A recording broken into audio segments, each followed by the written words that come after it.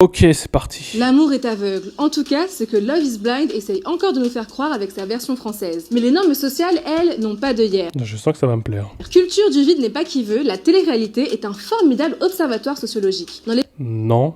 l'épisode 4, Jonathan pète un plomb et contraint Cynthia à ne pas porter de talons pour ne pas accentuer leur différence de taille. Le drame n'est donc pas de s'être fiancé après 4 rendez-vous à l'aveugle, mais bien qu'il soit plus petit qu'elle. L'injonction à être grande pour un homme, c'est d'ailleurs un classique du discours incel, censé prouver que les femmes seraient trop exigeantes. Ironie ici, c'est l'homme qui pique une crise. C'est la vérité, elles sont exigeantes. Parce que sa compagne est plus grande que lui. Mais ce complexe d'infériorité a un nom, le syndrome de Napoléon. Ce concept contesté et contestable a été théorisé par Alfred Adler, père de la psychologie individuelle. On pourrait même le nommer père des incels puisqu'Adler écrit qu'être un homme, c'est se sentir inférieur. Selon lui, la principale problématique pour l'homme est de compenser son sentiment d'infériorité. Je vous passe tous ces travaux d'un siècle teinté par les mœurs misogynes et homophobes de l'époque, mais on ne peut nier une chose. Encore aujourd'hui, la taille des mecs fait presque autant parler que la taille de nos nibards. Mais d'où vient cette injonction à ce que l'homme soit plus grand que la femme? D'abord, tentons de comprendre d'où vient cette différence moyenne de taille entre les sexes. Certains anthropologues l'attribuent uniquement à la sélection sexuelle. Lesquelles? Donne-moi des études scientifiques. Mais d'autres, comme Priscille Touraille, complètent l'explication en l'attribuant aussi à une sélection sociale. Donc en gros, elle se base sur une télé-réalité et sur des opinions de certains ouvrages. Elle se base même pas sur des études scientifiques. Bah, comme d'habitude.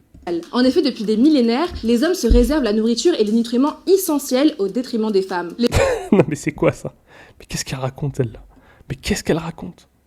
Donne-nous des sources. Donne-nous des sources de ce que tu racontes, parce que là c'est quand même assez diffamatoire. Les femmes de grande taille, plus fragilisées par ces privations, auraient ainsi eu une mortalité plus élevée, ce qui expliquerait leur rareté aujourd'hui. Ok, mais Il y en a plein des femmes grandes, arrêtez, t'en fais partie d'ailleurs. pourquoi c'est resté un atout séduction? Bien que le comportement de certains mecs reste encore préhistorique, la sélection naturelle n'est plus en vigueur dans nos sociétés occidentales. Pourtant, notre système fait encore tout pour avantager les hommes de grande taille. Vous connaissez la chanson? L'homme doit incarner la force, la protection, l'autorité. La femme, elle, la fragilité, le soin et la dépendance. La différence de taille dans le couple devient alors une traduction physique de ce rapport de pouvoir. Non, mais c'est vous les femmes qui voulez des hommes forts, grands, etc. Votre hypergamie. Que la société veut préserver. Et ces injonctions ont été martelées dans toutes nos représentations. Dans les contes, le prince est toujours plus grand que la princesse. Au cinéma, les acteurs masculins sont souvent filmés de façon à dominer physiquement leur partenaire féminine, même quand ce n'est pas le cas en réalité. Et quand un couple déroge à la règle, la sanction tombe. Moquerie, jugement, le regard des autres peut être difficile à supporter, comme le prouve Jonathan. Oui, à la base, on parlait de lui. La taille devient un capital symbolique et la femme plus grande devient une menace pour l'ordre établi, rappelant que la domination masculine n'a rien de biologique, mais tout d'une performance sociale. Et ce mécanisme ne s'arrête pas à Ça s'appelle un complexe d'infériorité de féministes extrémistes.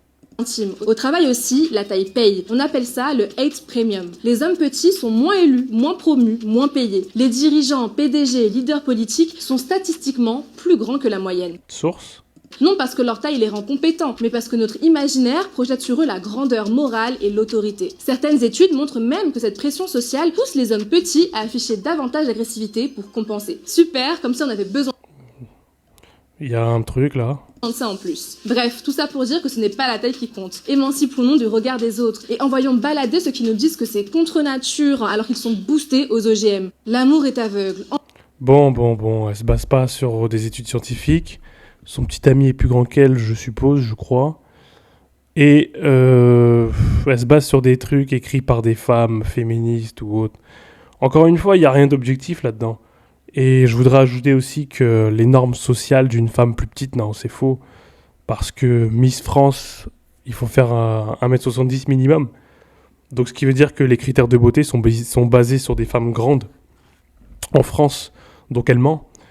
Et qui c'est qui veut des hommes plus grands? Qui c'est qui fait des trends sur TikTok en disant « Viens pas me parler si tu fais pas 1m80, viens pas me parler si tu fais pas 5 ou 10K par mois », c'est les femmes qui font ces trends-là. Donc ça veut dire que c'est les femmes qui ont une certaine hypergamie et qui n'assument pas derrière, ou bien c'est les femmes qui te disent « Nous, on veut des hommes », elles ont certaines exigences. Donc le discours incel, c'est pas un discours qui est faux, c'est un discours qui est réaliste. C'est un discours qui te montre la réalité du marché, en fait. Tout simplement. Mais bon, avec Mélissa, on a l'habitude de ces discours de manipulation et de victimisation pour avoir la dynamique du pouvoir. Merci d'avoir regardé cette vidéo.